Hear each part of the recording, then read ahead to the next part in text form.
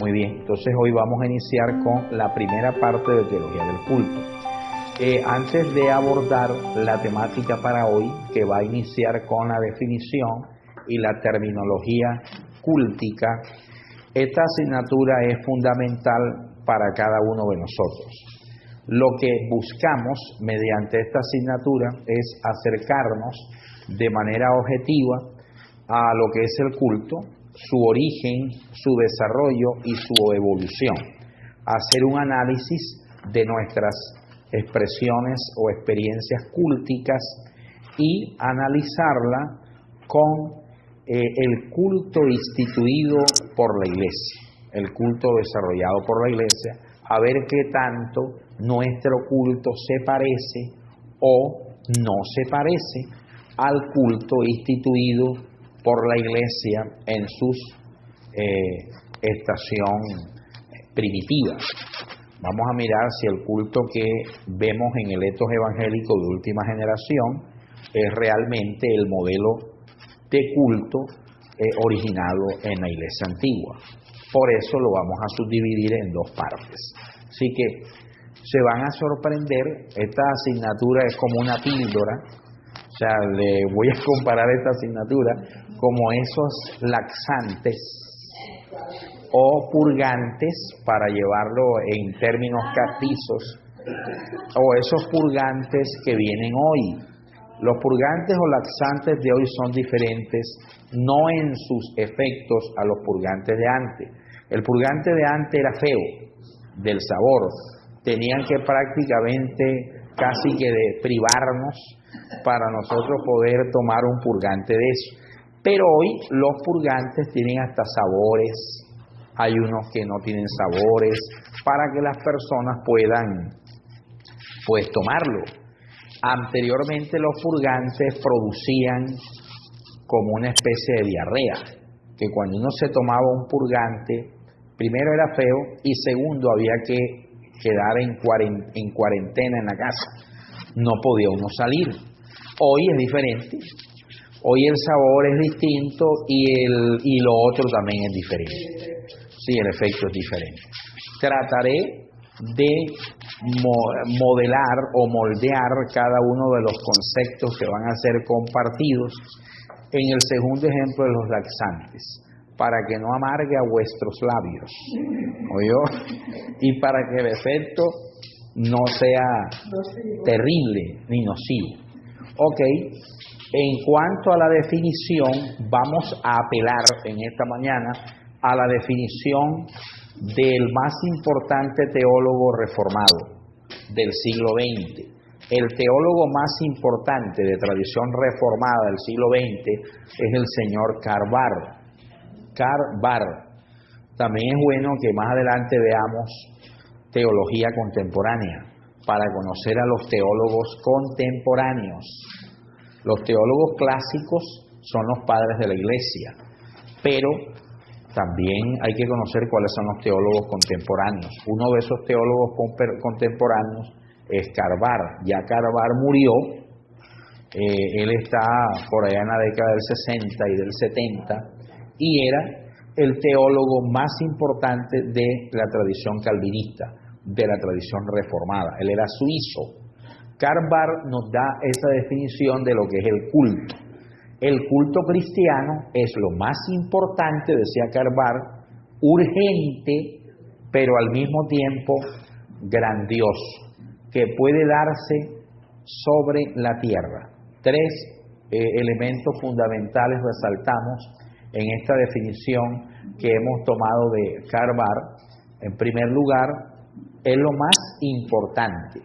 Para Barth y la tradición reformada, el culto es de una importancia radical.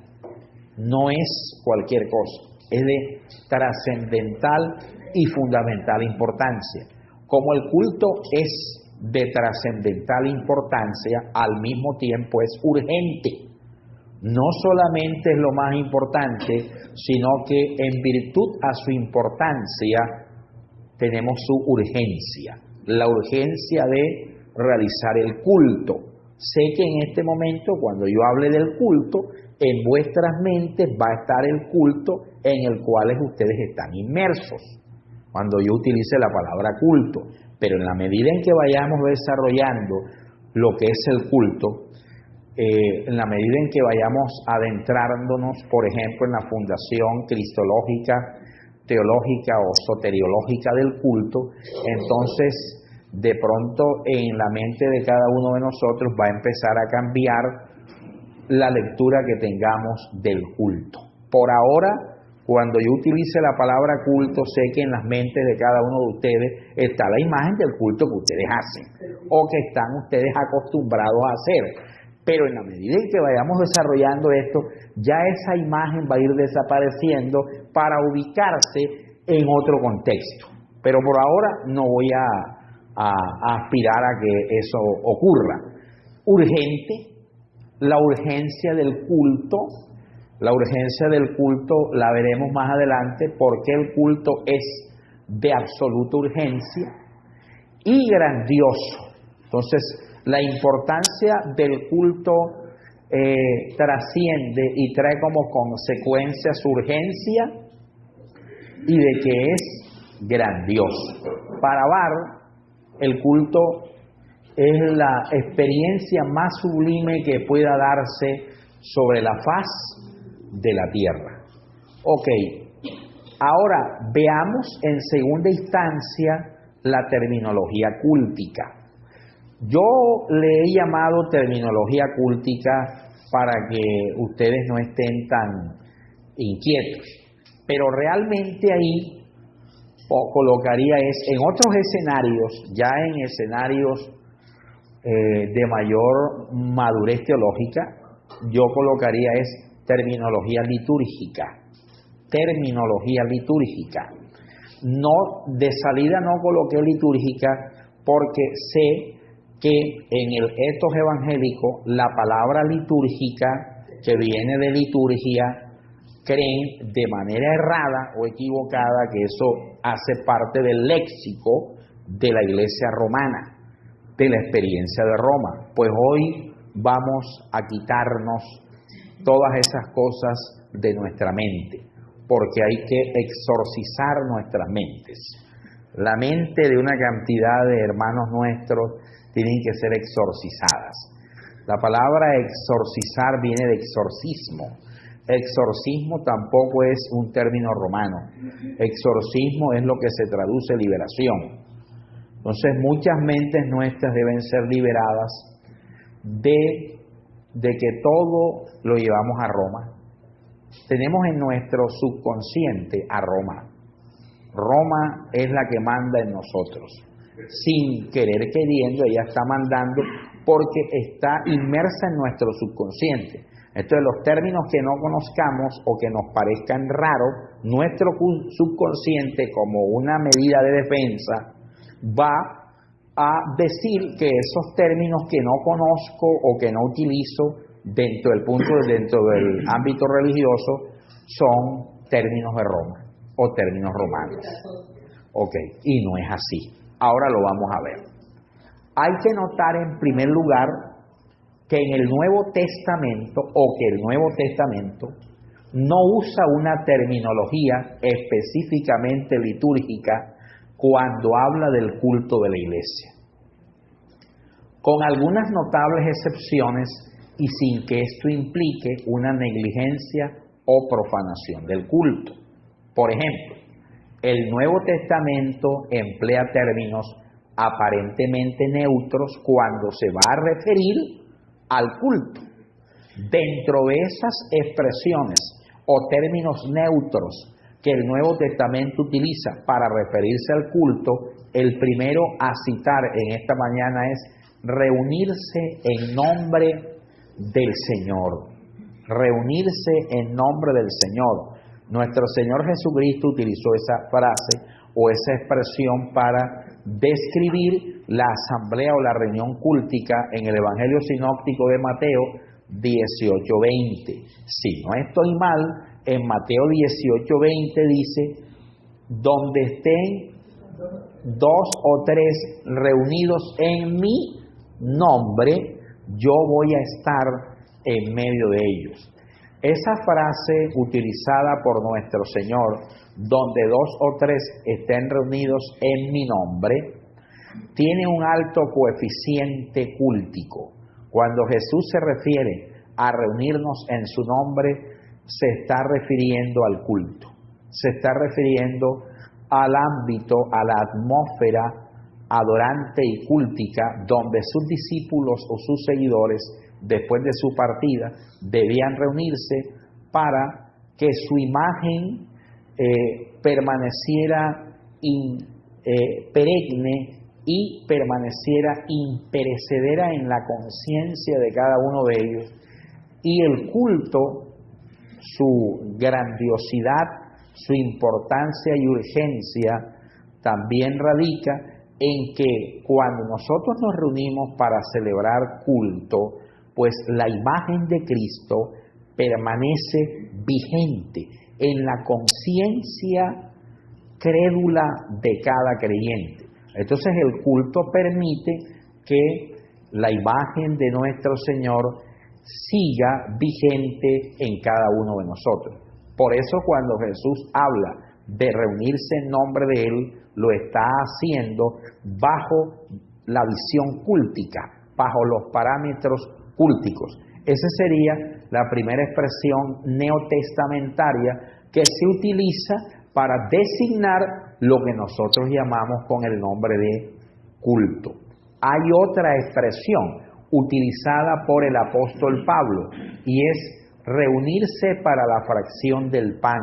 Y hay 2 textos. En el libro de Hechos de los Apóstoles 27 dice: el primer día de la semana, reunidos los discípulos para la fracción del pan. El primer día de la semana, reunidos los discípulos para la fracción del pan. En el calendario judío, el primer día de la semana, ¿cuál es? Comienza a las 6 de la tarde del sábado hasta las 6 de la tarde del domingo. Primer día de la semana. Cuando afirma para reunir para la fracción del pan, reunidos los discípulos el primer día de la semana para la fracción del pan, ¿qué está indicando eso? Que el día domingo, primer día de la semana, ya era un hábito en los discípulos reunirse para la asamblea o celebración cúltica, y dentro del desarrollo de la misma, ellos celebraban o conmemoraban lo que el Señor había instalado antes de enfrentarse a su pasión y a su muerte. Jesús, antes de enfrentarse a la pasión y a la muerte, lo cual él sabía que debía hacerlo, es más, uno de sus discípulos, Simón Pedro, trató de aconsejarle al Señor que no se dejara matar o que no se enfrentara a la muerte. Cuando le dice: Señor, en ningún modo esto te vaya a acontecer que tú estás anunciando. Y Jesús le reprende duramente, le dice: apártate de mí, Satanás, porque me eres piedra de tropiezo, porque no pones tu mirada en las cosas de arriba, sino en la tierra. Entonces Jesús, antes de ser traicionado por uno de sus discípulos, uno de ellos le dice: Maestro, ¿dónde quieres que celebremos contigo la Pascua? Y Jesús le da unas indicaciones. Van a encontrar a una persona así, a un señor así, díganle: el maestro nos mandó para que nos diga dónde está el lugar preparado para celebrar la Pascua. Y efectivamente así ocurrió. Jesús se reunió con sus discípulos, con los 12, para celebrar fecha o para celebrar la Pascua. Pero el escritor sagrado neotestamentario, tanto los sinópticos como el joánico, concentran su atención en 2 elementos de esa celebración que Jesús estaba realizando. Y era el pan ácimo y el fruto de la vid o el vino de la Pascua, el vino pascual de uva. En esos 2 elementos concentra la atención el escritor bíblico de los sinópticos y el joánico. ¿Qué era la Pascua? Para poder entender ahí lo que hizo Jesús. La primera celebración de Pascua los judíos lo hicieron en el capítulo 12 del libro del Éxodo, cuando estaban en la esclavitud de Egipto. En el capítulo 12 del Éxodo, el Señor le dice a Moisés: dile a mi pueblo que a partir de esta celebración será para ellos el primer mes del año. Aquí comienza para ellos su nueva historia. Y la nueva historia comienza con Pascua. Pascua indica traslado, tránsito, pasar de un estado a otro estado. ¿En qué estado estaban ellos cuando se instituye la primera Pascua? Estaba en estado de esclavitud, pero iban a pasar del estado de esclavitud o de opresión al estado de libertad y de identidad nacional, porque la Pascua se constituye en la fiesta que conmemora y profetiza una identidad nacional que ellos no tenían cuando estaban en Egipto, porque cuando estaban en Egipto era un pueblo de esclavos. Ahora el Señor los iba a convertir en una nación grande y poderosa. Los elementos de la Pascua instituida en el Éxodo eran el pan ácimo sin levadura, carne de cordero, el vino y hierbas amargas. Las hierbas amargas les recordarían a ellos, pues, la amargura de la esclavitud. En cierta ocasión, estando en una exposición de la Pascua, una vez invitamos a unos judíos, pero de la comunidad liberal, los que no son tan ortodoxos. Y fue varios representantes y ellos llevaron carne de cordero, pan sin levadura, el vino kosher, hierbas amargas y huevos. Llevaron huevos y agua con sal. Entonces cada elemento tenía una representación. El agua con sal representaba el Mar Rojo, por donde ellos pasaron. He preguntado yo, ¿y los huevos? Porque cogía los huevos y los pasaban por el agua con sal. Ajá, ¿y los huevos? Entonces la respuesta de esta judía no fue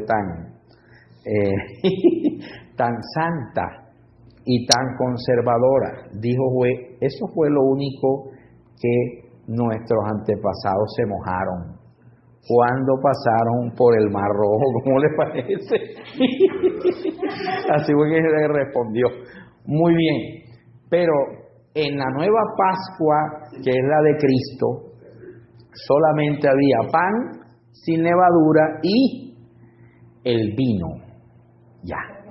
O sea, Jesús homologa de la vieja Pascua dos elementos: el pan ácimo y el vino de uvas, el vino de la Pascua.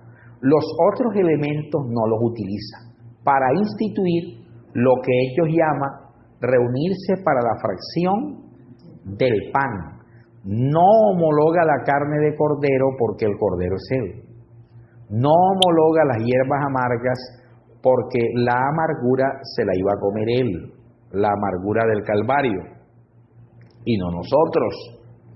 Entonces solamente homologa el vino y el pan sin levadura.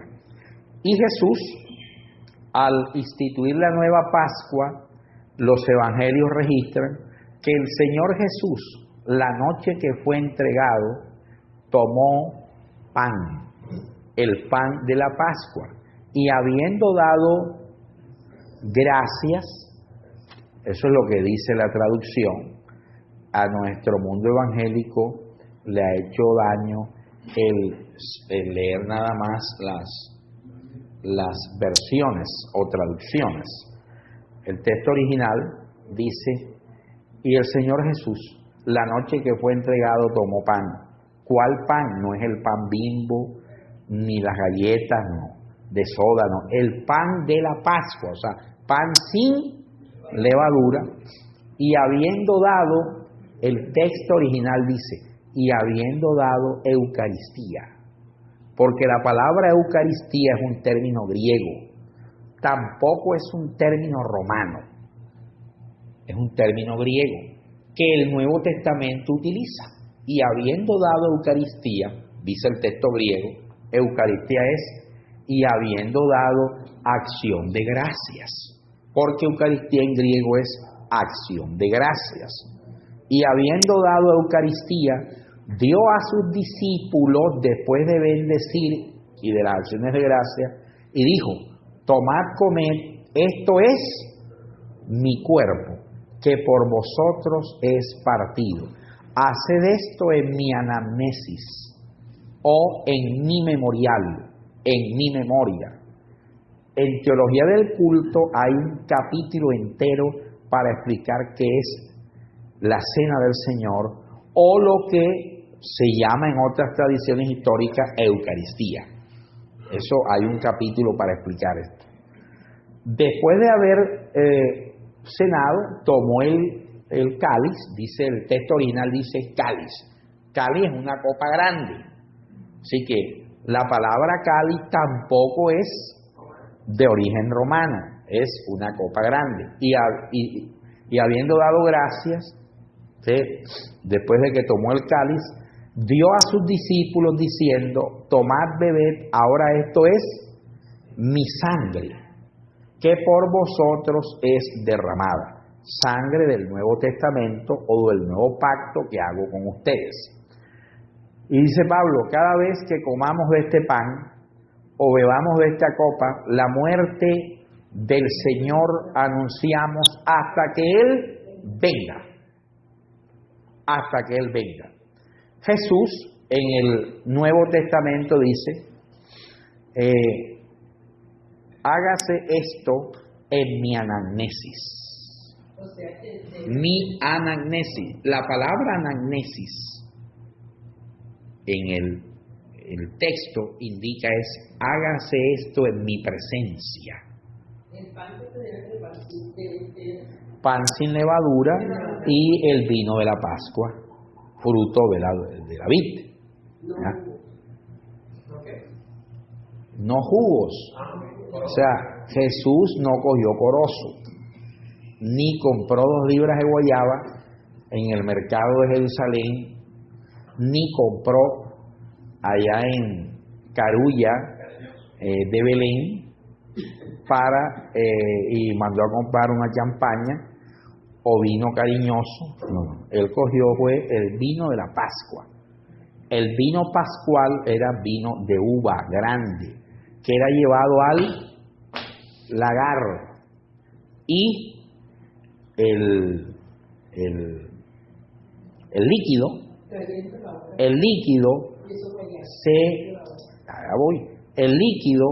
se guardaba en unos toneles de madera, ¿oyó? Y ahí se conservaban. Para la próxima Pascua, eso fue lo que Jesús utilizó: el pan sin levadura y el vino pascual. No, es que Jesús hizo no eso allá. Eso Jesús lo hizo para la iglesia. Eso fue lo que Jesús le entregó a la iglesia. Jesús no le entregó a la iglesia la vieja Pascua, porque la vieja Pascua era símbolo de Él, porque Él es la Pascua. Pero la nueva Pascua única y verdadera que es Cristo debe ser conmemorada, porque Jesús lo instituyó. ¿Y cómo se conmemora? Mediante la celebración de la llamada Cena del Señor, comunión o ¿qué más?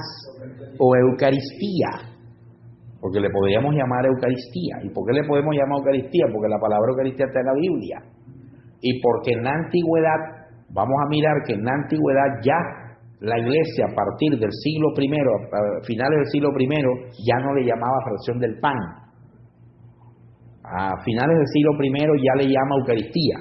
¿Y dónde encontramos eso? En el testimonio de la Didaché. La Didaché, que se escribe Didaché, la Didaché es la obra literaria más importante del cristianismo primitivo después del Nuevo Testamento.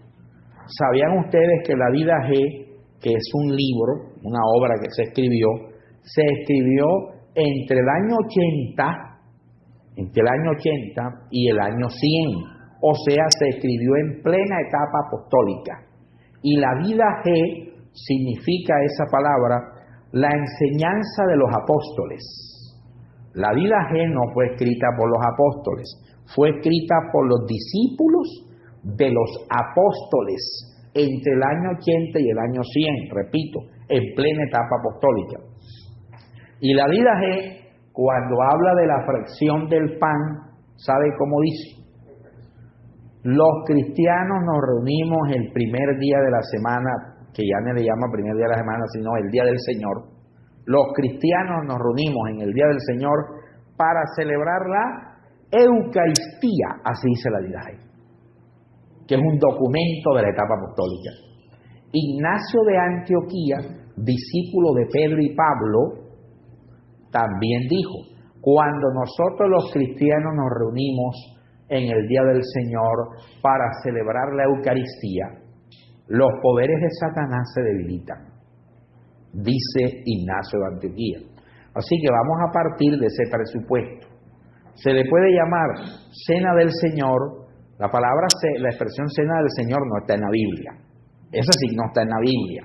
Ese fue el nombre evangélico que se le dio a la Eucaristía, el nombre que los protestantes de corte evangélico le quisieron dar a la Eucaristía para desmarcarse de Roma, allá en el siglo XVI. Pero Cena del Señor no está en la Biblia. Lo que sí está en la Biblia es el término Eucaristía. Ese término sí está en la Biblia, en el griego. Y está en documentos como la Didache, que son documentos, repito, originados en la etapa de los apóstoles, en la etapa apostólica. Y está en testimonios de discípulos de los apóstoles como Ignacio de Antioquía. Ellos no le llamaban Cena del Señor, le llamaban la Eucaristía. Muy bien. Entonces, la Eucaristía o Cena del Señor o fracción del pan se hacía el primer día de la semana. Esto es el domingo. O sea, se hacían todos los domingos. Cada primer día de la semana que ellos se reunían, hacían o celebraban la Eucaristía o Cena del Señor. En la primera carta a los Corintios 11:33 también lo indica. Entonces, estas dos expresiones fueron utilizadas en un inicio para designar lo que nosotros llamamos culto. Ellos no decían culto. Ellos decían vamos a reunirnos en nombre del Señor. O vamos a reunirnos para la fracción del pan. Ellos comenzaron diciendo eso. Y estas dos expresiones indicaban que se iban a reunir era para celebrar el culto. Ok. Seguimos. El término iglesia es otro término que se utilizó para designar el culto. ¿Por qué? Porque el término iglesia lleva consigo un alto coeficiente litúrgico, ya que la iglesia es por su esencia la asamblea, la reunión de quienes viven de la salvación realizada por Cristo. Invocan su nombre y esperan su venida. Entonces, el término iglesia también era utilizado para referirse a la reunión cultica, porque la iglesia, ¿qué es? Es precisamente eso. La iglesia es la asamblea, es la reunión de aquellos que nos reunimos en virtud a la obra redentora de Cristo. Entonces, la iglesia, el término, tiene desde el punto de vista teológico, desde el punto de vista eclesiológico, un alto coeficiente cúltico, porque si no hay culto, la iglesia no existe. O sea, la iglesia no es una institución filantrópica, la iglesia no es una fundación, la iglesia no es una entidad educativa, no, la iglesia es un pueblo eminentemente cúltico.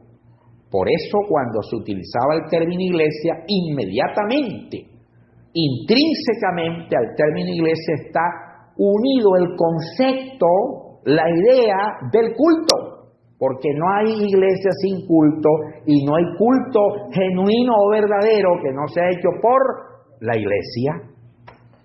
Ok. Ahora, refiriéndonos al Nuevo Testamento, los términos más apropiados para designar el culto cristiano entonces serían asamblea, fracción del pan, o qué más, o iglesia. Seguimos. Muy bien. El primer término, ¿cuál es el primer término? ¿Qué dice ahí? Asamblea. El primer término designaba corrientemente el culto hasta el siglo IV. Entonces explicamos. El término asamblea fue utilizado hasta el siglo IV para designar el culto, hasta el siglo IV después de Cristo, o sea, hasta los años 300. Hasta los años 300, el cristianismo primitivo utilizó el término asamblea para designar, llamar, titular lo que nosotros llamamos culto, asamblea. Ahora, ese término asamblea tiene su origen semítico, su origen judío. Asamblea en la cultura judía, en el Antiguo Testamento, es la traducción de la Cajal. Cajal en el judaísmo es la asamblea que se reúne para rendir culto a Dios. Recuerden ustedes que el kindergarten del cristianismo fue el judaísmo. Así que como su kindergarten o su cuna fue el judaísmo, muchos conceptos y términos y aún prácticas del mundo judío fueron transferidos al cristianismo primitivo o antiguo porque los primeros conversos a la iglesia fueron de origen judío. La congregación más grande y significativa de los primeros siglos fue la congregación en Jerusalén, conformada en su mayoría por judíos. Se le llamaba los creyentes judaizantes, los creyentes provenientes del judaísmo. Cuando la iglesia, con las misiones apostólicas paulinas, entonces miró al mundo gentil para conquistarlo, se fundó antes de Pablo, pero adquirió fuerza con Pablo, la congregación de Antioquía. En Antioquía había judíos convertidos a la iglesia en Antioquía y que hacían parte de la congregación en Antioquía, pero la congregación en Antioquía, su membresía mayoritariamente era del mundo gentil, lo que llamamos los creyentes del gentilismo. Los creyentes del gentilismo. Así que con ese traslado al mundo gentil, ahora la iglesia empezó a crecer, pero en el mundo no judío. Sin embargo, el término asamblea se impuso como el primer nombre dado al culto hasta el siglo IV. ¿Qué pasó después del siglo IV? Mire esto interesante. Vamos por el siglo IV. Hasta el siglo IV se le llamó asamblea, pero a partir del siglo IV en adelante el nombre cambió para llamar al culto. Pero a partir de la paz constantiniana, los términos litúrgicos resurgen y se extienden, junto con un vocablo específicamente cristiano, y entre comillas, ¿qué dice ahí? La misa. La misa. Adelante, siga la misa. Ok. ¿La qué, hermanos? La misa. Bueno. Ok. Ahora vamos a hablar de un segundo término. Con la paz constantiniana, ¿qué es la paz constantiniana? Entre el año 316 y el año 318, el emperador Constantino declara el fin contra el cristianismo. Perdón, declara el fin de las persecuciones contra el cristianismo. Dice, no más persecuciones contra el cristianismo, porque Constantino se convierte al cristianismo. He explicado cómo se convirtió Constantino, ¿cierto? La madre y esposa de Constantino eran cristianas y le decían a Constantino que el imperio había cometido una injusticia con el cristianismo en perseguirlo y torturar a los cristianos, porque los cristianos no eran un movimiento desestabilizador para el imperio, todo lo contrario, que el cristianismo, su discurso era apologético hacia la estabilidad, hacia el orden, hacia las buenas costumbres. Entonces ellas empezaron a ministrar esto sobre Constantino. Dice la historia que Constantino tiene un sueño donde él ve en alto una cruz. Se despertó, le dijo a su esposa lo que había visto en el sueño, y ella le dice que es una señal de Dios. Porque Constantino escucha en el sueño, con esta señal vencerás. Cuando ve la cruz, la esposa le predica, dice, esa es una señal de Dios. Constantino fue astuto, cogió los escudos de sus soldados romanos, porque él tenía una batalla terrible que iba a enfrentar a uno de sus peores enemigos, y en los escudos pintó la cruz, en los escudos de sus soldados, y salió a la batalla y venció. Entonces él vino ya victorioso, y a raíz de eso se convierte al cristianismo, promulga un edicto en el cual se declara el fin de las persecuciones contra la iglesia, y declara al cristianismo como una religión oficial. O sea, Constantino sacó a la iglesia de las catatumbas y sacó el cristianismo de la ilegalidad en que el imperio romano le tenía, y el judaísmo también, y declaró el cristianismo como una religión oficial. O sea, le dio personería jurídica especial. La primera ley de libertad religiosa en el mundo occidental es dada por Constantino para favorecer a la iglesia. A eso se le llama la paz constantiniana. Eso le permitió al cristianismo crecer más, porque ya podían predicar sin ser perseguidos. A partir de ahí se impone un segundo término para llamar el culto, para designar el culto, y es el término la misa. Eso se dio en el siglo IV. Siglo IV se dio eso, la misa. La iglesia romana, la iglesia latina, todavía no está ahí, porque la iglesia latina surge en el llamado Cisma de Oriente. El Cisma de Oriente se da en el año 1053 después de Cristo. Constantino está en el 300, estamos hablando del 316, 320, 325, porque él convoca al primer concilio ecuménico primero de Nicea, el que declara la Trinidad, lo convoca Constantino. Él convoca ese concilio que declara que Cristo es Dios y hombre en ese concilio. Entonces, entre el siglo IV y el siglo XI, donde aparece ya el etos latino, ¿cuántos siglos hay? Del 4 al 11, 7 siglos. O sea, 700 años antes, ya el culto en el cristianismo antiguo se llamaba la misa. ¿Por qué se llamaba así? Porque la palabra misa no es el nombre de un demonio, ni el nombre de un principado, ¿oyeron? No. La palabra misa es un término latín en el idioma del imperio. El imperio hablaba latín. La iglesia, aunque nació en el judaísmo y la lengua vernácula judía es el hebreo, la iglesia prefirió no hablar hebreo.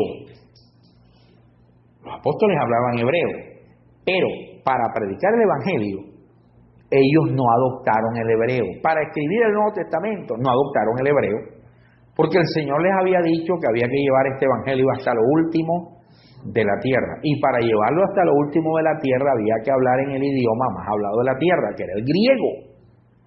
Por eso el Nuevo Testamento se escribió en griego. ¿Ya? Pero cuando el griego muere como lengua universal, surge el latín. El latín era el idioma del Imperio Romano, de los latinos. Entonces, cuando el latín se impone como idioma más hablado, la iglesia deja de hablar griego para ahora hablar latín. Y en latín, la palabra misa significa simplemente hasta el final. Hasta el final, terminado es o consumado es. Eso es lo que significa la palabra misa en el idioma donde nace ese término, que es latín. Cuando yo me encontraba con el futuro presbítero Yasser o el futuro presbítero William, y me encontraba, entonces ocurre que al encontrarme con ellos, yo les decía, presbítero, usted fue a la asamblea, ¿no? El término anterior. ¿Fue a la asamblea? Sí, claro. ¿Y hasta qué momento fue a la asamblea? Obispo, fuimos a la asamblea hasta la misa. O sea, ¿hasta el qué? Hasta el final. Hasta la misa, o sea, hasta que se terminara. Entonces, con el paso del tiempo, ya la gente decía, vamos para la asamblea. No, ya no decían eso. Ahora la gente en latín, los cristianos en latín decían, vamos para la misa. Vamos para la misa. O sea, vamos al culto hasta el final, hasta que se acabe. Por eso, el segundo término que se adoptó para llamar al culto fue la misa. La misa. La palabra misa fue eliminada parcialmente del luteranismo. Todos acá. Hasta el siglo IV era asamblea el nombre del culto. ¿Ok? A partir de la paz de Constantino y el latín se impone como lengua más hablada, ya el culto no se llamaba asamblea, sino que ahora empezó a llamarse la misa. La misa. A partir del siglo IV. Y quedó con ese nombre, la misa, hasta la llegada de la Reforma Protestante. La Reforma Protestante surgió en el siglo XVI. ¿Sabe cuántos siglos se impuso el término misa para nombrar el culto? 12 siglos. Es decir, por 1200 años el culto se llamaba, era la misa. Ya. Así era como se llamaba, la misa. Llegó Martín Lutero, Juan Calvino y surgió la Reforma Protestante. En el protestantismo, algunos luteranos decidieron no utilizar más el término misa. Algunos, no todos, porque la iglesia luterana original, llamada Iglesia Evangélica de Alemania, ese es el nombre original de la iglesia luterana en Alemania. En Alemania no se llama iglesia luterana, se llama Iglesia Evangélica de Alemania, porque Lutero no le agradaba que utilizaran ese nombre, porque el nombre de luterano fue el apodo que la iglesia de Roma le puso a los discípulos de Lutero como una cosa despectiva, como decir, ustedes son una secta. Entonces les puso, ustedes son unos luteranos, hombre. O sea, son sectarios, porque en la antigüedad las herejías eran designadas con el nombre de su fundador. Ustedes son arrianos, o sea, seguidores de quién? Del hereje Arrio. ¿Ya? Ustedes son macedonianos, seguidores del hereje macedonio. Entonces, la Iglesia de Roma le dijo a los hermanos que seguían las enseñanzas de Lutero: no, hombre, ustedes son unos herejes, ustedes son unos luteranos. Lutero dijo: no se dejen llamar luteranos, porque ¿quién es Lutero? Lutero no ha muerto por nadie. Ustedes son cristianos, no luteranos. Y la iglesia llamada luterana alemana adoptó el nombre de Iglesia Evangélica de Alemania, así como se llama. La Iglesia Evangélica de Alemania, que es la primera iglesia evangélica que surgió en el mundo, ¿sabe cómo le llama a su culto? Le llama la misa. La Iglesia Evangélica de Alemania le siguió llamando a su culto la misa, pero ahora esta es la misa evangélica. Le llaman la misa evangélica, para diferenciarla de la otra misa. ¿De cuál otra misa? De la misa romana. Entonces, ellos le llamaron la misa evangélica, para diferenciarla de la misa romana. Ok. Entonces, algunas iglesias luteranas no utilizaron más el término misa, a excepción de la iglesia luterana original, la de Alemania. En la iglesia reformada, en las iglesias de tradición reformada, el término misa fue reemplazado por completo. En la iglesia reformada no se le llama misa. Ahora miraremos cómo se le llama en las iglesias reformadas al culto. ¿Cuáles son las iglesias reformadas? Las iglesias reformadas son las que se fundamentan en la tradición calvinista. Las iglesias reformadas son la iglesia reformada, que es la primera, que fue la que fundó Calvino, y la iglesia presbiteriana. La iglesia presbiteriana no la fundó Calvino. La iglesia presbiteriana fue fundada por el Parlamento escocés. O sea, fue fundada por vía de ley, por vía legislativa, por el Parlamento escocés, que se convierte a la reforma calvinista de Juan Calvino. Pero a pesar que fue fundada la iglesia presbiteriana en Escocia por el Parlamento escocés, tuvo un líder en su fundación. Fue un ex sacerdote romano llamado John Knox, que era un cura romano que se apartó de Roma y abrazó las tesis de la reforma calvinista.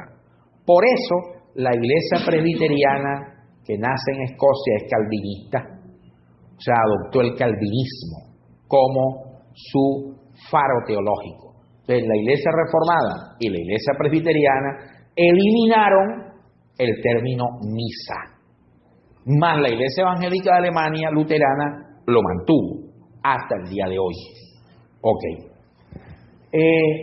Y ellos, en vez de utilizar la palabra misa, adoptaron un tercer término para designar el culto. Y ese tercer término está ahí.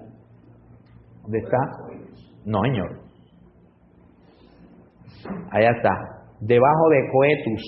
¿Qué dice ahí? Liturgia.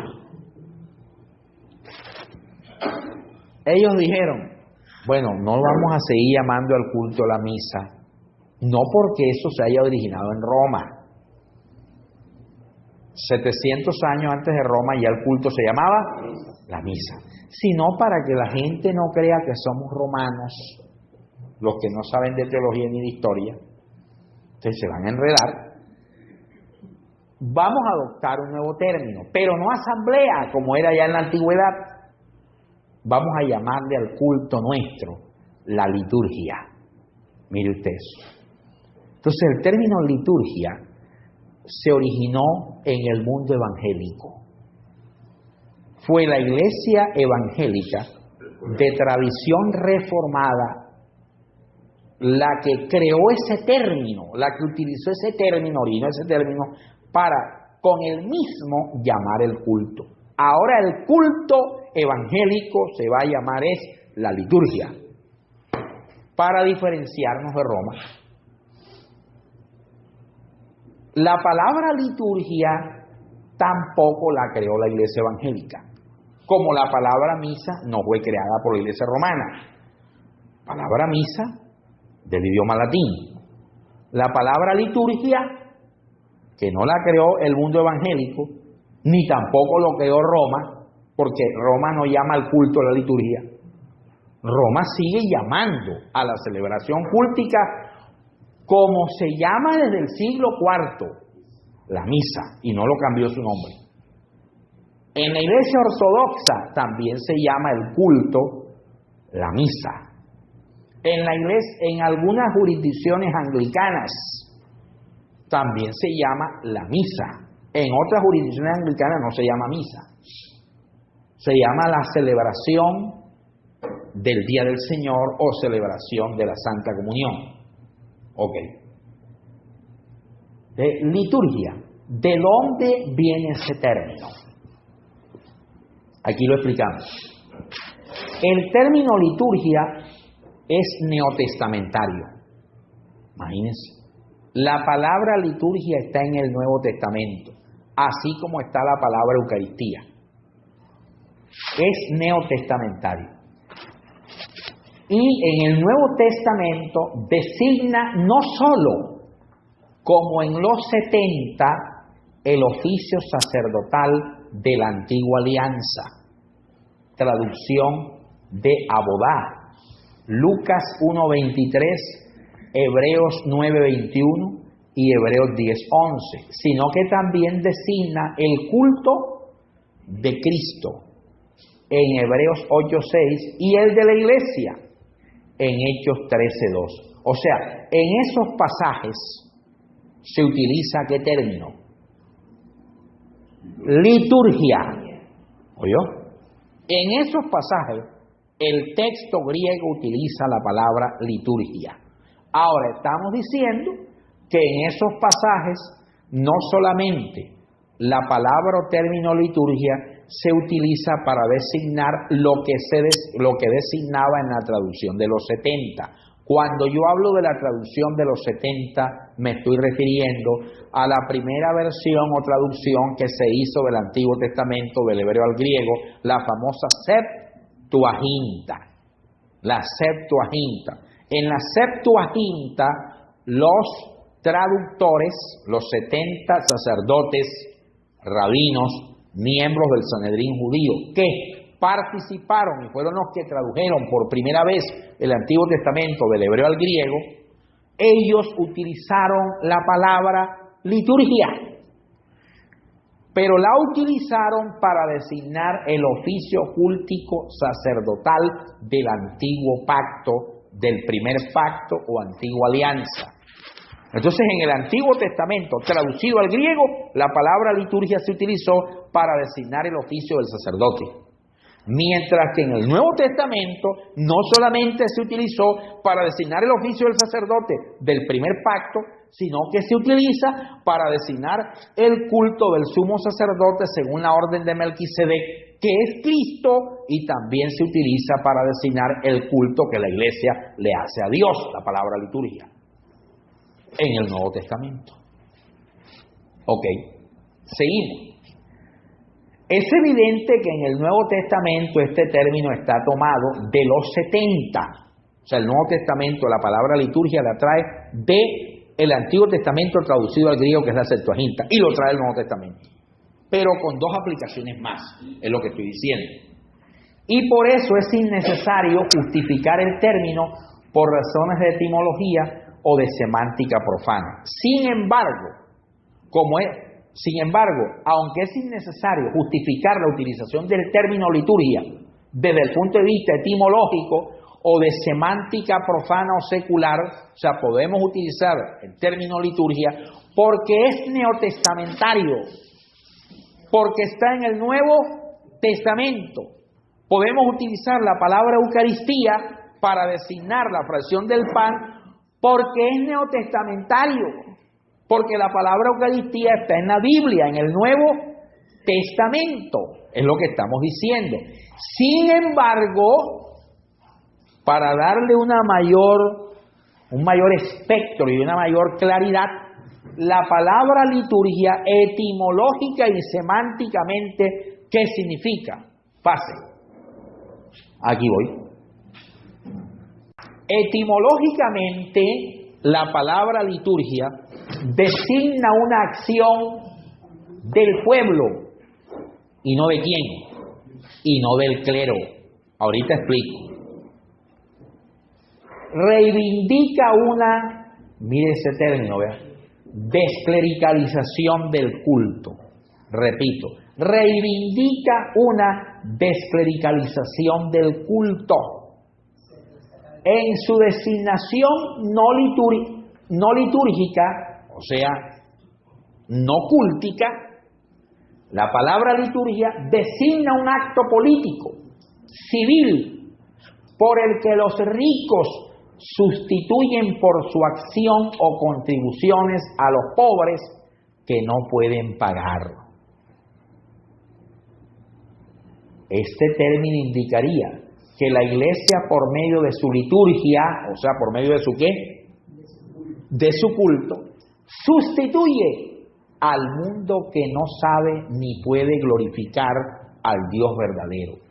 Y que así, por medio del culto de la liturgia, la Iglesia reemplaza delante de Dios ¿a quién? Al mundo, y lo protege. Acá atentos, antes de seguir. Entonces tenemos que liturgia está en el Nuevo Testamento, pero etimológicamente, semánticamente, desde el punto de vista de la semántica no cristiana, no cúltica, sino profana, la palabra liturgia significaba una acción política o civil mediante la cual los ricos, los poderosos, sustituían, reemplazaban con sus contribuciones o impuestos a los pobres que no podían pagar esas contribuciones o impuestos. Es más, en Grecia, cuando un rico decía, voy a hacer liturgia, ¿qué hacía el rico? Buscaba a los pobres y miraba la deuda que los pobres tenían y decía el rico, te voy a hacer liturgia. O sea, te voy a pagar lo que tú debes. Te voy a pagar las deudas que tú no puedes pagar. A ese acto, ¿cómo se le llamaba? Liturgia. Acto litúrgico. ¿Será que hay alguien hoy que quiere hacer un acto litúrgico? Gloria a Dios. Eso se le llamaba un acto de liturgia. Miren esta aplicación. Si esto lo llevamos al Nuevo Testamento, ¿por qué la epístola a los hebreos utiliza el término liturgia para designar el culto de Cristo? Porque Jesús hizo un acto litúrgico, hizo liturgia. ¿Cuándo hizo liturgia Jesús? Cuando en el Calvario, mediante su acto sacrificial, contribuyó, pagó todas nuestras deudas que nosotros, estos pobres miserables, no podíamos pagar. Entonces, el sacrificio de Cristo y al pago que hace Cristo en el Calvario por nuestras deudas se le llama ¿cómo? Liturgia. Y ustedes todavía pensando que liturgia venía ya de Roma, y el término está en el Nuevo Testamento, y no se habían dado cuenta que estaba en sus narices. Cuando las iglesias de tradición reformada, acá atentos, utilizan el término liturgia para llamar con ese término al culto, que están diciendo que la marca de aquellos que hacen y celebran este culto es que lo pueden hacer, y es que están agradecidos con Cristo porque Cristo les pagó sus deudas. O sea, esta es la liturgia. Los que nos reunimos aquí celebramos la liturgia. ¿Qué liturgia celebramos? Celebramos la liturgia de que Cristo pagó todas nuestras deudas. Y como pagó todas nuestras deudas, por eso le rendimos culto, por eso se llama la liturgia. Pero también se le llama liturgia porque al término le podemos dar una aplicación eclesiológica. Estamos diciendo que cuando la iglesia celebra la liturgia, reemplaza ¿a quién? Al mundo. reemplaza al mundo. Recuerden que Jesús dijo que nosotros éramos la sal de la tierra y que nos compara también como una levadura que está en una masa, pero que va creciendo y va leudando toda la masa. Eso lo dijo nuestro Señor. Así que, mis amados hermanos, pues la iglesia, mediante su culto, mediante su liturgia, está reemplazando al mundo delante de Dios, porque le está dando a Dios lo que el mundo no le puede rendir a Dios. Y de esa manera está protegiendo al mundo de la ira de Dios. Por eso tiene una aplicación eclesiológica en cuanto a la relación que la iglesia tiene con el mundo. La palabra liturgia. Ok. Y aquí colocamos un pensamiento de Carbar. Carbar dice, todo el culto, o sea, toda la liturgia o toda la misa, están aprendiendo, está limitado, decía Carbar, por el bautismo y qué más, y la cena, entre paréntesis, ¿qué? Eucaristía. ¿Por qué Carbar dice que la liturgia está limitada por el bautismo y la Eucaristía? Decía Barr. Porque el primero atestigua la voluntad de Dios sobre la existencia de la iglesia. Y la segunda, la Eucaristía, sobre su permanencia. Entonces Barr decía, la liturgia puede ser celebrada únicamente mediante el bautismo y la Eucaristía. Porque en el bautismo, Dios manifiesta su voluntad en relación a la existencia de la iglesia. Porque el bautismo es el signo de pertenencia a la iglesia y a Cristo. Cada vez que alguien se bautiza, Dios con ese acto está indicando que su voluntad es que la iglesia siga existiendo.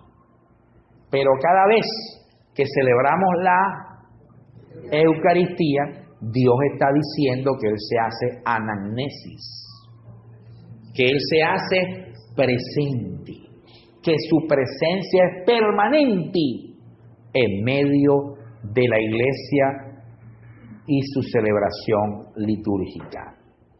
Eso lo dijo Carbar.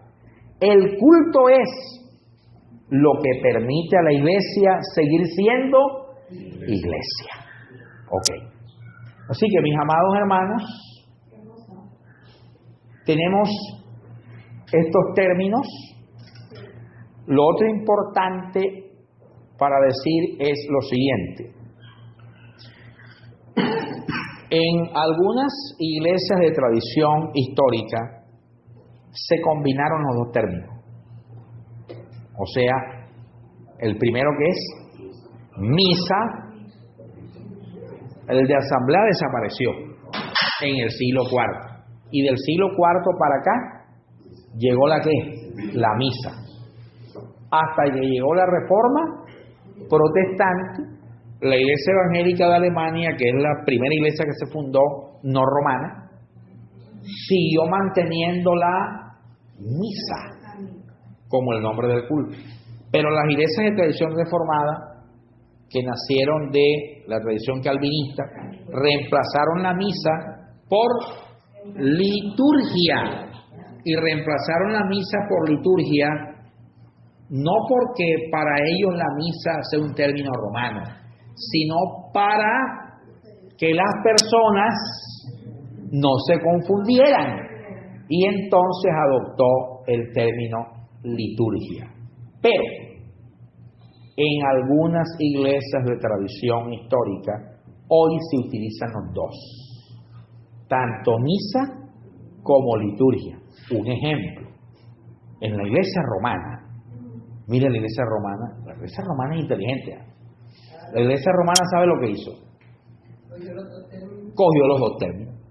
Ahora la iglesia romana utiliza tanto el término misa, que no es de ellos, ni el término, no, estamos hablando de liturgia, y el término liturgia. Pero ¿para qué los utilizó? Con el nombre de misa sigue designando al culto, como es desde el siglo IV, no lo cambió. Y con el nombre de liturgia designa el orden, las reglas que rigen la misa y en particular las reglas que rigen la predicación. Entonces, en Roma dicen, llegamos a la liturgia de la palabra. La liturgia de la palabra es, llegamos a la predicación y las reglas de la predicación. Entonces, en algunas iglesias históricas, como anglicanos... También usan el término de Eucaristía. Sí, claro, todo, claro.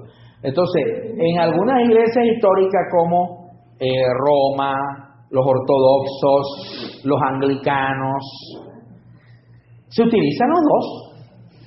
En algunas iglesias anglicanas, la misa es el culto. Y la liturgia es el orden del culto o el orden de la misa. Y las reglas o normas que determinan cómo debe realizarse el culto o misa. ¿Ah? ¿Cuál es la liturgia de hoy, presbítero? ¿Cuál es la liturgia de hoy? Obispo, la liturgia de hoy es la siguiente. En primera instancia tenemos el introito, que es la primera lectura que abre el culto. Ok, ¿cuál es el introito? Obispo, el introito de la primera lectura es esta, listo. Seguimos con la liturgia. ¿Cuáles son las lecturas preparadas para la misa de hoy en la liturgia? No, obispo, las lecturas que hemos tomado para la misa de hoy es la lectura del Salmo, la lectura de la Epístola, la lectura de un libro del Antiguo Testamento que es el de Reyes, el Evangelio de hoy es este.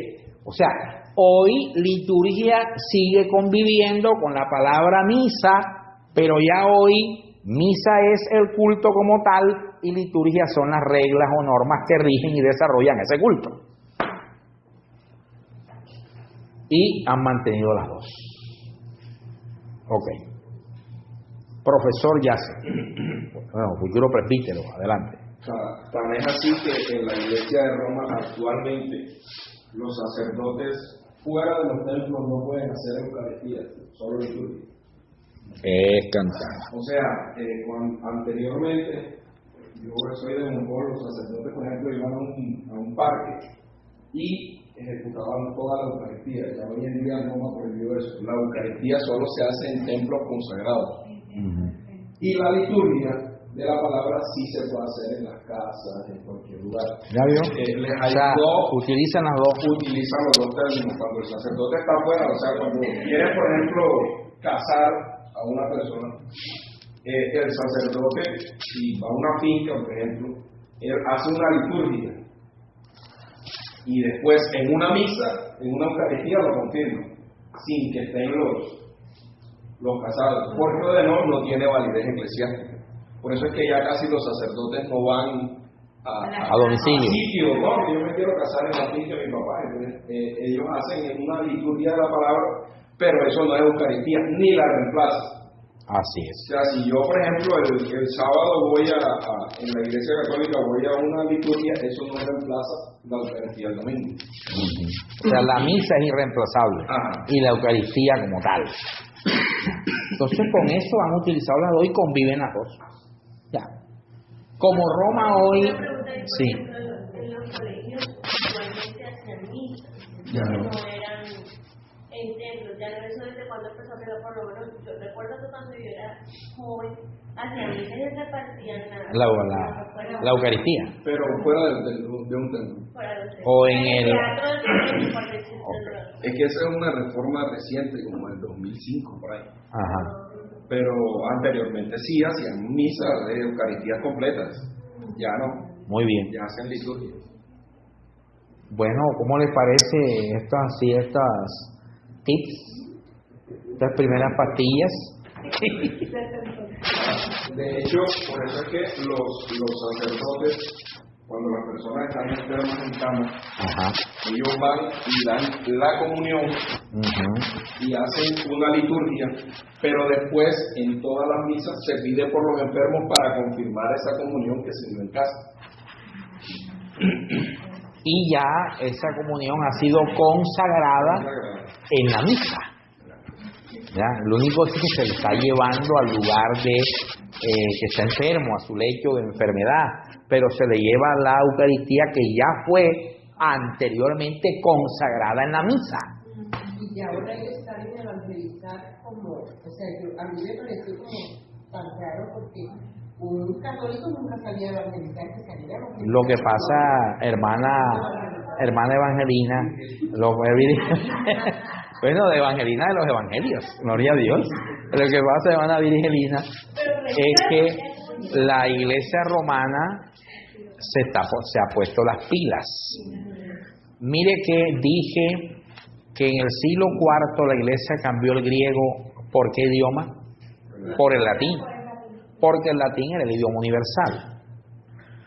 En el siglo XVI, todavía la Iglesia romana, porque ya en el siglo XVI es Roma, ¿no?, hablaba latín, y el culto era en latín, porque el etos latino o el etos romano cometió una equivocación. ¿Cuál?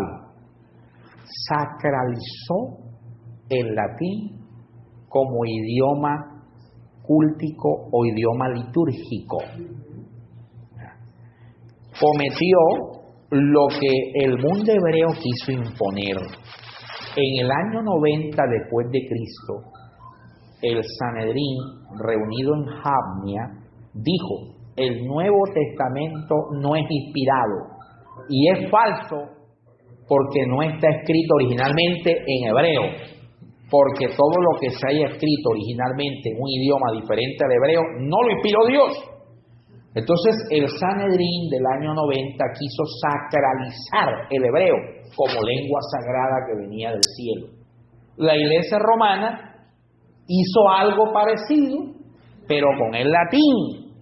Entonces en el siglo XVI todas las misas de la Iglesia de Roma se daban en latín, y era una misa cantada, que era la misa del medioevo latino, era en latín y era cantada. Ok, cuando llega la Reforma Protestante, ¿qué hace la Reforma? Pasa acá, presbítero, al anterior, futuro presbítero, dice ahí que el término liturgia designa una acción de, ¿qué dice ahí arriba? Del pueblo, y no de quién, del clero. Reivindica una desclericalización del culto. Voy a explicar eso.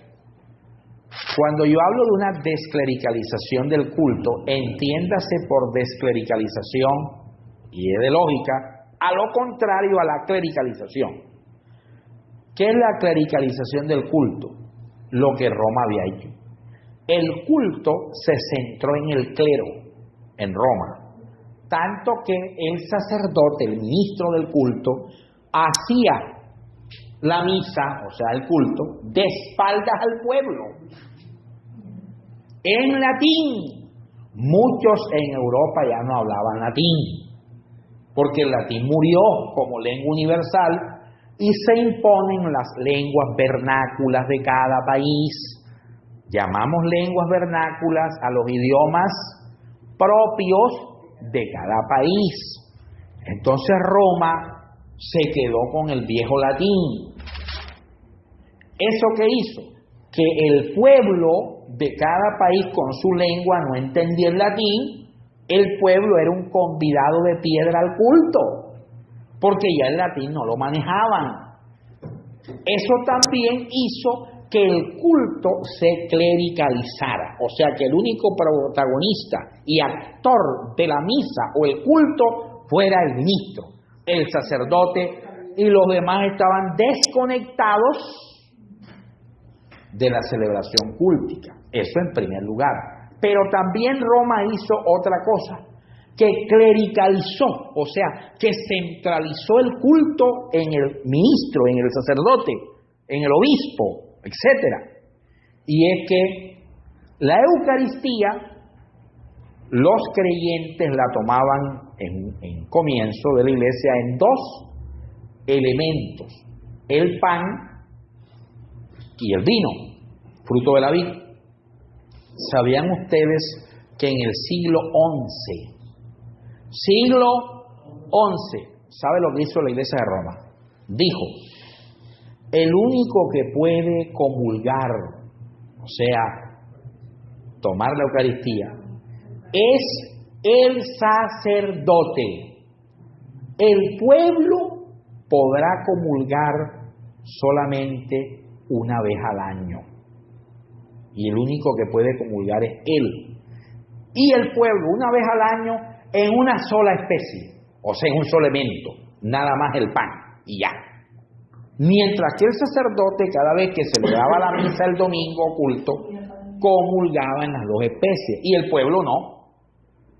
Cuando llegaban festividades especiales como la Semana Santa, la Pascua, era cuando se le permitía al pueblo en Roma comulgar, pero nada más, en una sola especie. Ahorita vamos a explicar qué significa la palabra hostia.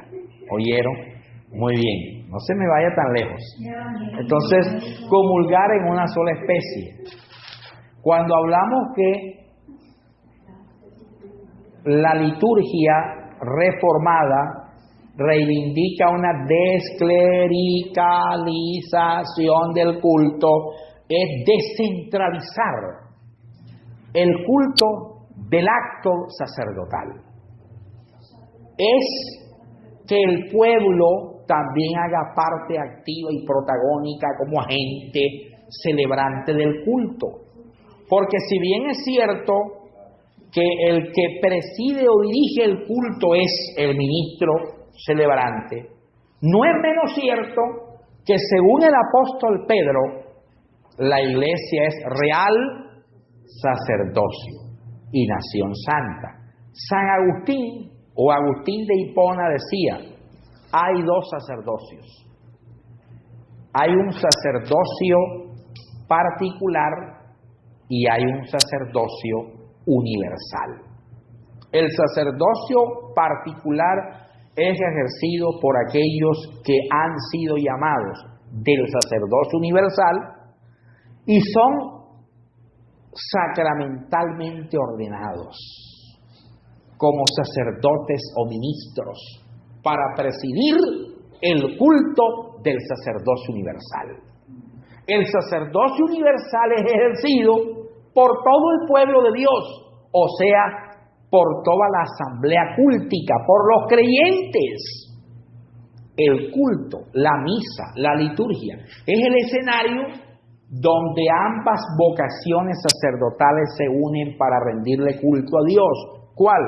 El sacerdocio particular, el que preside, y el sacerdocio universal de todo el pueblo, que se une con el que preside para rendirle culto a Dios. Eso es lo que se llama la desclericalización del culto. En esa desclericalización del culto, donde el sacerdocio particular es importante, pero el sacerdocio universal también lo es, porque ambos son sacerdotes, la Eucaristía ya no solamente es tomada por el sacerdote particular, sino que también la Eucaristía debe ser tomada por los que ejercen el sacerdocio universal y en las dos especies, porque el único que puede comulgar en las dos especies no es el sacerdote, no es el ministro, también son los otros sacerdotes universales, que es el pueblo. Eso lo trajo la Reforma Protestante. Entonces, en la Reforma Protestante se hicieron esos cambios, y los cambios se hicieron mediante permitirle al pueblo comulgar cada vez que se celebrara la Eucaristía. Cada vez que se celebraba la Eucaristía en las congregaciones protestantes, en las congregaciones luteranas, reformadas, anglicanas, en estas comunidades, los creyentes podían comulgar con pan y vino, y todos los domingos, no una vez al año. Entonces, en Roma, a partir del siglo XI, era nada más el sacerdote el que comulgaba las dos especies, el pueblo una vez al año y en una sola especie. Esa es la clericalización. En la Reforma se anula el latín y se dice: De ahora en adelante la liturgia o misa se celebra en el idioma de cada país. Si usted está en Alemania, hay que celebrarla en alemán. Si usted está en Francia, tiene que celebrar en francés. Si usted está en Inglaterra, tiene que celebrar en inglés. Eso lo trajo la Reforma. Y todos los domingos el pueblo también tiene derecho a participar de la comunión, y no en una especie, sino en las dos. En las dos. Muy bien. La palabra hostia. El término hostia es un término del idioma latín. Tampoco es el nombre del demonio. Viene de la palabra latín. En latín, hostia significa ofrenda. Ya, eso es lo que significa la palabra hostia, ofrenda. Entonces en latín, hacia el siglo IV, la gente decía, vamos para la misa. O sea, vamos para el culto. Y aquí llevamos la ¿qué? Aquí llevamos la hostia. O sea, aquí llevamos la ofrenda.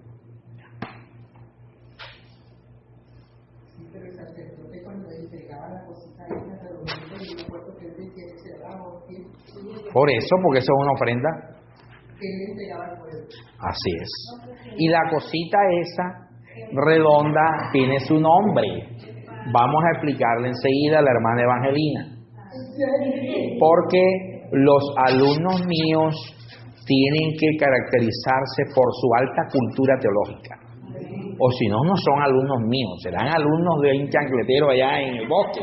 Ya, pero alumnos míos no. Ok, entonces, si eso no los conozco, entonces escuchen esto. Esa cosita redonda es un pan sin levaduras. Ocurre esto. Es que hay muchas cosas que decir. Ocurre esto. Que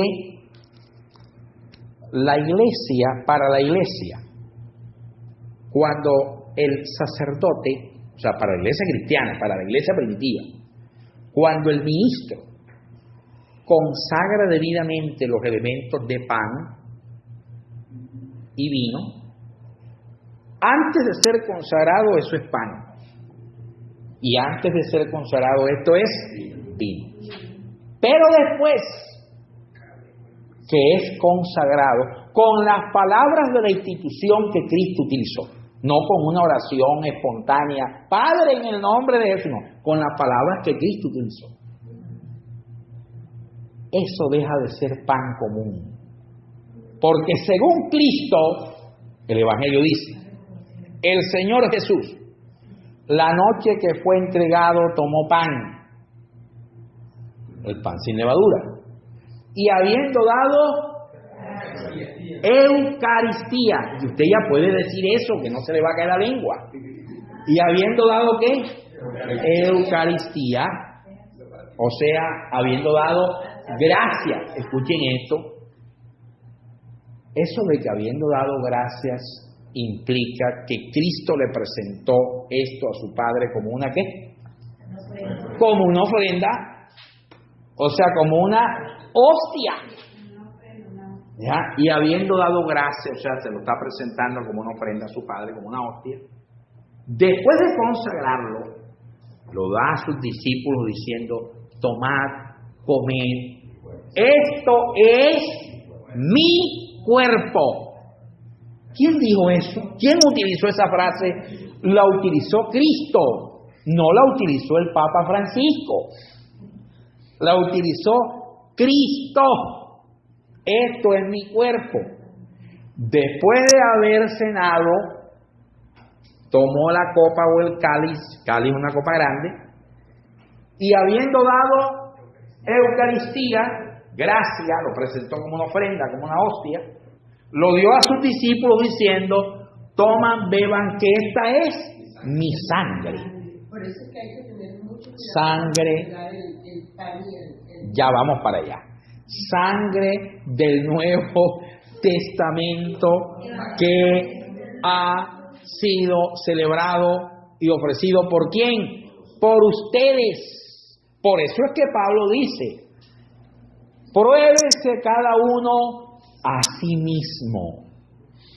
Porque si usted no se prueba, sin discernir el cuerpo, dice Pablo, no dice pan, sin discernir el cuerpo y la sangre del Señor, juicio come y bebe para sí. Por lo cual entre ustedes hay muchos enfermos, debilitados, y muchos se murieron por profanar la Eucaristía.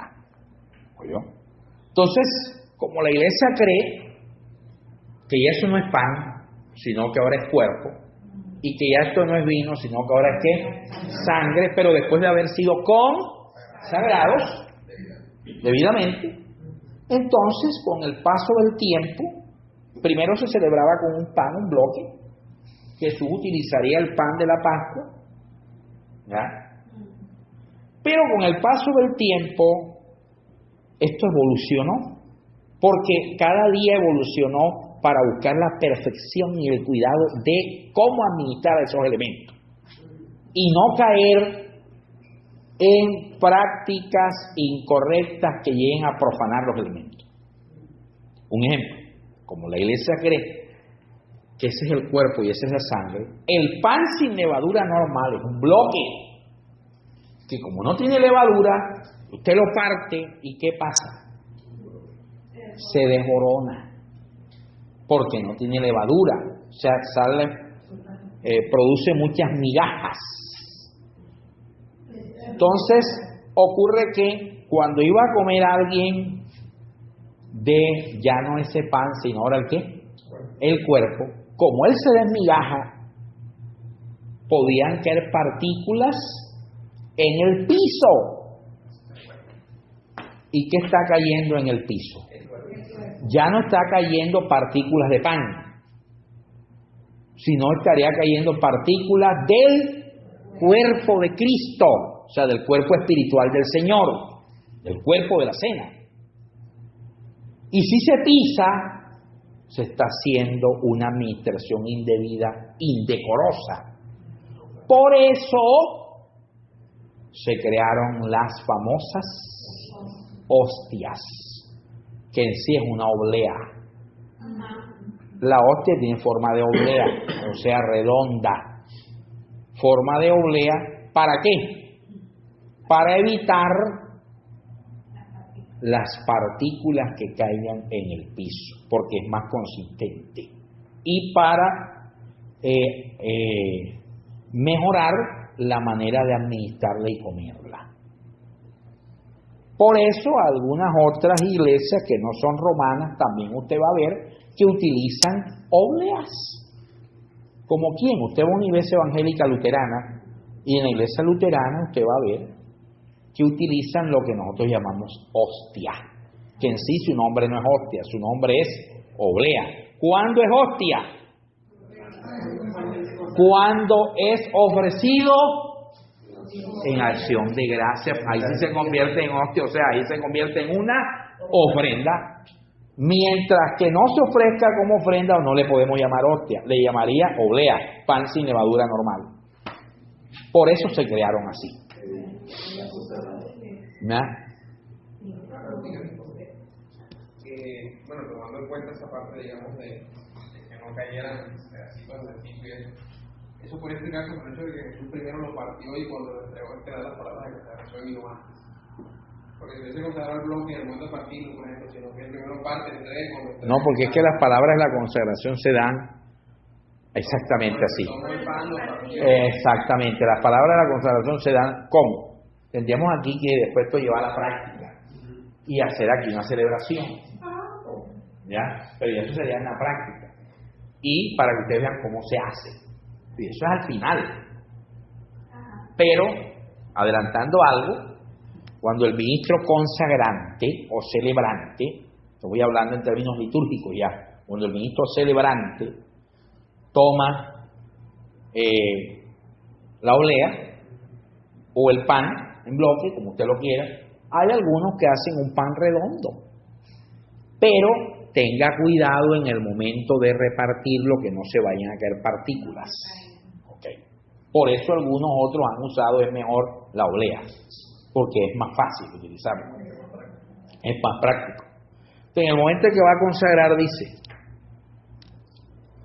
lo que dice en el texto dice, y habiendo dado gracias, entonces coge, levanta, gracias, lo partió, parte en ese momento, como que está citando la Escritura, y lo dio a sus discípulos diciendo, tomad, comed, esto es mi cuerpo que por vosotros es partido. Esas son las palabras de la consagración.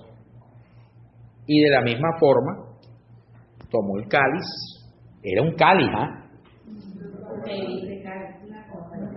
Era uno solo. O sea, Jesús no utilizó la carrandanga de vasos. ¿Ya? Ahora le voy a explicar de dónde sale el poco de vasos. ¿Dónde se originó esto, hermana Evangelina? ¿Ok? Para ponerle a usted a lavar más vasos, ¿ya? ¿Cómo le parece? Ok. Y tomó el cáliz, uno solo, no hay más. Y habiendo dado gracias, ahí está consagrando, lo dio a sus discípulos diciendo, tomad, bebed, esto es mi sangre. Y ahí está consagrando. Ahora, el meollo de aquí es cómo administrar esto que he consagrado. ¿Cómo administrar esto que he consagrado? Porque Jesús es entendible. Solamente era Él y 12, no hay problema. Jesús y 12 son 13 nada más, 13 personas.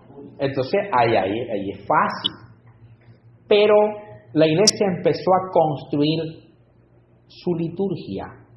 Y ya que utilizo el término liturgia no para designar el nombre del culto, sino para designar ¿qué otra cosa? ¿Sus qué? Sus reglas. La iglesia construyó toda una liturgia en torno a la administración de la cena.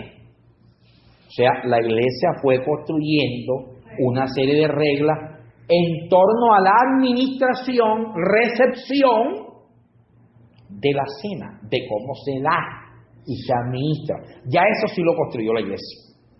Porque es que a veces nosotros pretendemos todo sacarlo de la Biblia. Y no todo está en la Biblia.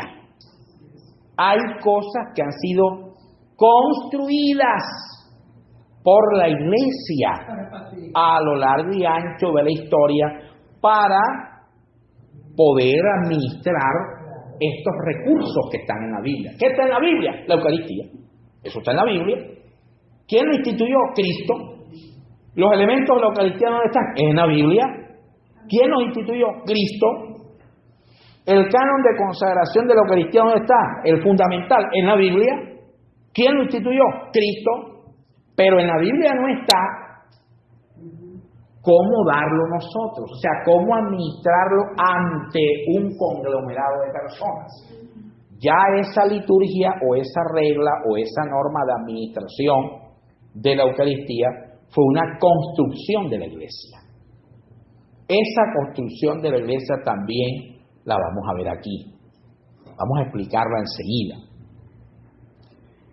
En las iglesias evangélicas protestantes fue la iglesia luterana la que trajo el poco de vasos. ¿Oyó? Hacia el siglo XVII fue la iglesia luterana la que inventó, la que creó esta manera de recepcionar, dar, distribuir la Eucaristía. ¿Qué hizo la iglesia luterana? Hombre, el poco de vasitos. Y en cada vasito le echó el vino primero, ¿no? Sí.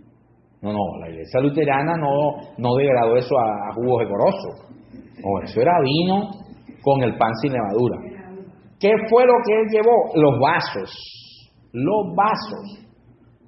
Porque en los vasos se podía el creyente participar de las dos especies. Porque en Roma el creyente nada más participaba de una especie y una vez ¿al qué?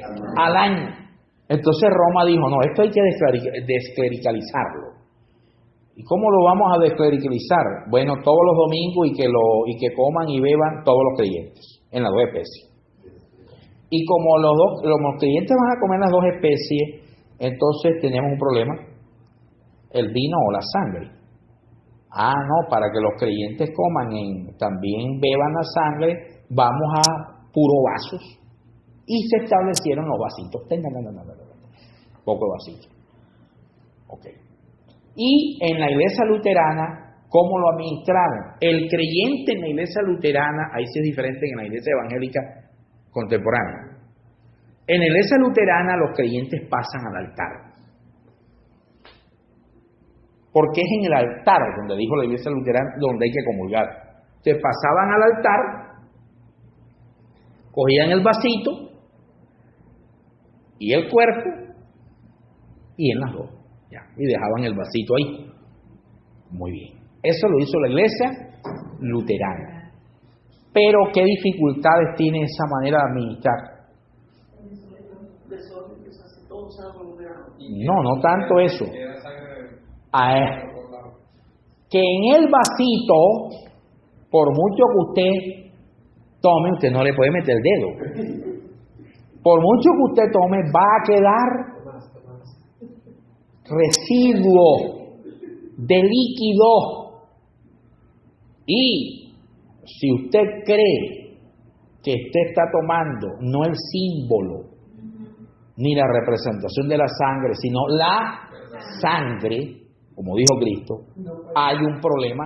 Y el problema es que usted dejó residuos. Entonces, ¿qué hacer con esos residuos de los 80 vasos que hay ahí? Porque no puede quedar residuo. Porque si queda residuo, no quedó residuo de vino común o de fruto de la vid común. Quedó residuo de la sangre de Cristo. Ya, ya hay una dificultad. Entonces, esos residuos, ¿para dónde se van? ¿Qué hay que hacer con ellos? Imagínense usted. Número uno. Por eso, la iglesia anglicana, mire lo que hizo la iglesia anglicana. La iglesia de Inglaterra dijo, no, así no. No, ahí sí no estamos de acuerdo con los luteranos. ¿En qué sí estamos de acuerdo? Dijo la iglesia anglicana. No, que hay que participar de las dos especies, pan y vino, que los creyentes tienen que participar de las dos especies porque los creyentes también son sacerdotes, el sacerdocio común.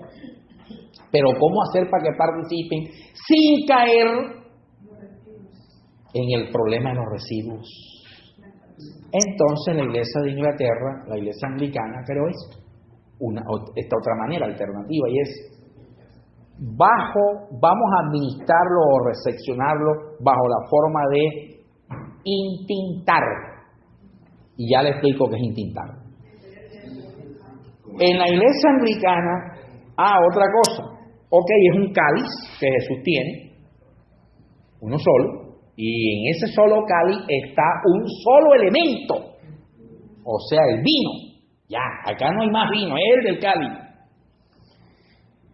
Pero es antihigiénico que todos peguen la boca ahí, porque se dio el caso que antes todos lo hacían así, todos tomaban del mismo cáliz y se transmitían enfermedades.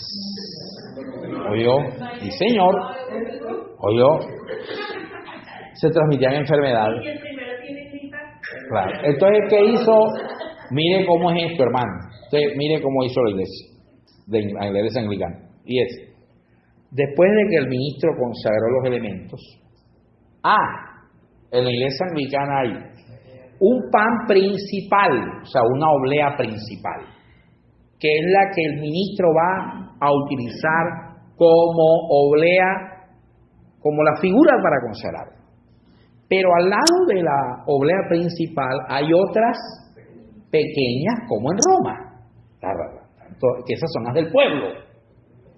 Pero hay un solo cáliz con un solo vino o un solo fruto de la vid. Después de que es consagrado todo esto, antes de que el ministro comulgara, ¿qué hace en la iglesia anglicana? Toma el cáliz y hay otra copita más pequeña, aparte, y echa acá, aparte, antes de que él tome, por higiene. Cuando he echado acá aparte, esta que echó acá es para quién? Para el pueblo. Lo echó acá aparte.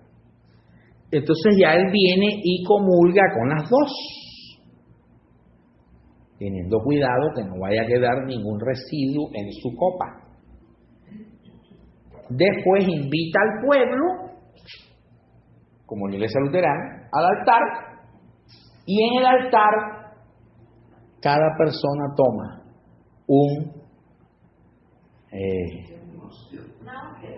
ya el cuerpo y moja.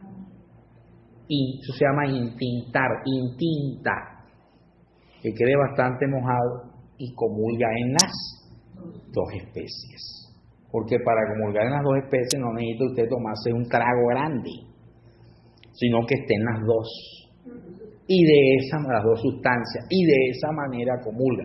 Esa es una alternativa de administrar o recepcionar en los creyentes la cena del Señor, cuidando de que no vaya a caerse nada. Ahora, ¿qué hace el ministro? Si ha sobrado pan, que es cuerpo, no lo puede guardar. Todo tiene que ser consumido. ¿Ya? Sí, señor. Todo tiene que ser consumido. La única manera para que se guarde es lo que dijo el profesor Yasser. La hermana tal, el hermano tal no vinieron porque están enfermos. Hay tantos hermanos que no pudieron venir a la iglesia porque están trabajando. Pero ellos quieren participar de la comunión. Entonces, se guarda exactamente el número de personas que no participó, pero se guarda en un lugar especial que nadie tenga manipulación a eso. ¿Ya? O sea, hay que darle el debido respeto. Entonces, en un lugar, por eso se crearon las urnas, que tenían hasta llave, o sea, los famosos tabernáculos, para guardar ahí. Y se cerraba con llave y el ministro la guardaba, para que nadie profanara eso. Cuando los hermanos venían, en cualquier otro culto, o sea, en la liturgia que no haya Eucaristía, un culto de la palabra, una liturgia de la palabra, una liturgia de alabanza, ya, pero no hay Eucaristía. Entonces, ya eso estaba consagrado, llegaban los hermanos y se les daba, ya. Pero si no es el caso, entonces todo tiene que ser consumido. No importa que ya usted haya participado. Pastor España participó, pero nos quedaron 4. Pastor España, venga otra vez y otra vez. Reverendo Gary, venga otra vez y otra vez. Hasta que se terminara todo. ¿Qué hace el ministro? Mira a ver los residuos que haya quedado. Otra cosa. Se crearon los vasos para administrar la cena, entre los cuales estaban el cáliz grande, el otro cáliz más que pequeño, estaban lo que se llama el copón, ¿no? Donde están las otras obleas u hostias, y había un platico grande que se llama patena. ¿Eso para qué? Si el reverendo Gary, que es aquí el ministro, estaba aquí, y venía el hermano Giorgi a comulgar, el diácono Nilsson, al lado del reverendo presbítero Gary, tenía la patena, platico. Cuando venía el hermano Giorgi a intintar, para evitar que se caiga al piso, el diácono Nilsson le pone el platico, la patena abajo al hermano Giorgi, por si acaso se cae algo, caiga en la patena y no caiga al piso. Imagínense usted la sacralidad. Entonces, el ministro, cuando ya todo el mundo comulgaba, si veía residuos en la patena, con un paño, porque eso tiene unos paños, retira y tira al cáliz principal, a la copa principal. Tiene una vinajera con agua, le tira un poquito de agua para y limpiar todo y no quede nada. Sí, el purificador. Pero eso se hace así en las iglesias de tradición histórica. Estamos hablando luteranos, anglicanos, episcopales, metodistas, la iglesia evangélica metodista, presbiterianos, romanos, ortodoxos. Porque estas iglesias creen que los elementos después de ser consagrados ya no son pan común ni son vino común, ahora son cuerpo y sangre de Cristo, y por eso tienen que ser tratados con delicadeza y con sacralidad, con respeto. Pero en la misma Reforma, ahora le doy la otra parte, en la misma Reforma, un cura romano llamado Ulrico Zwinglio, que era suizo, abrazó la Reforma protestante, pero él se fue al extremo y dijo: ¿quién dijo que en la Eucaristía, después de que estos elementos sean consagrados, son cuerpo y sangre de Cristo? No, eso es paja. Eso no es cuerpo ni sangre. Esto es simplemente el pan. Después de ser consagrado, sigue siendo pan. Y el vino sigue siendo vino. Entonces Ulrico Zwinglio él fue el que inventó una nueva teoría, llamada la teoría del simbolismo de la cena. Eso se lo debemos al cura Ulrico Zwinglio. Y dijo: el pan no es el cuerpo de Cristo después de ser consagrado. El pan representa el cuerpo de Cristo. Y el vino, después de ser consagrado, no es sangre de Cristo. Representa la sangre de Cristo. Él fue el que creó la teoría del simbolismo o representación del cuerpo y de la sangre de Cristo en los elementos después de ser consagrado. Entonces, con Zwinglio se destruye la Eucaristía como anamnesis, porque dijimos que anamnesis es yo me hago ¿qué? Presente. Con Zwinglio no hay anamnesis en la Eucaristía. Con Zwinglio es simplemente un acto simbólico. Entonces, en el simbolismo no está la presencia de Cristo. No hay presencia de Cristo. Como no hay presencia de Cristo, no pasa nada si se cae el pan. No pasa nada con la carrandanga de vasos. Si quedan residuos, no importa. Eso es simplemente el símbolo. No pasa nada si sobra elemento y lo dejamos guardado en la nevera para comérnoslo en el desayuno. ¿Ya? Si de pronto no, que quedaron cuantos panes y quedó una olla o un jarrón de jugo de uva o de vino, entonces dice: mija, así es bobaja, por favor, no deje que los pelados de la iglesia se lo metan, ¿no? Se lo coman. Hágame el favor y guárdeme eso en la nevera, porque mañana yo voy a hacer perico y lo voy a acompañar con este pan y con hielo. No pasa nada, porque ahí es el simbolismo, el simbolismo. No pasa nada si es jugo de corozo, porque es simbolismo. Esto es en las iglesias que tomaron a Zwinglio. Pero lo que es peor, tomaron a Zwinglio sin saber qué decía Zwinglio y sin saber quién era Zwinglio. Porque muchas prácticas nuestras, nosotros muchas veces no sabemos dónde se originaron y quién las creó. ¿Ya? Entonces, nadie sabe quién es Zwinglio, nadie sabe qué decir que la cena es un mero símbolo, nadie sabe que eso fue una idea de Ulrico Zwinglio. Nadie sabe eso. Creen que es así, sí, pero ¿por qué es así? ¿Cuándo salió eso?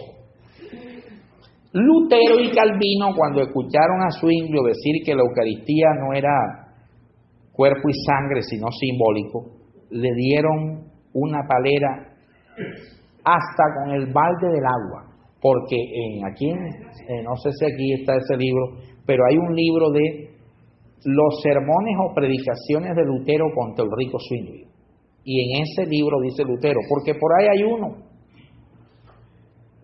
que fue sacerdote y que ahora se convirtió a nuestra reforma, está diciendo que la Eucaristía es simbólica, hereje, así le decía Lutero, falsa doctrina lo que está enseñando, una garrotera tremenda.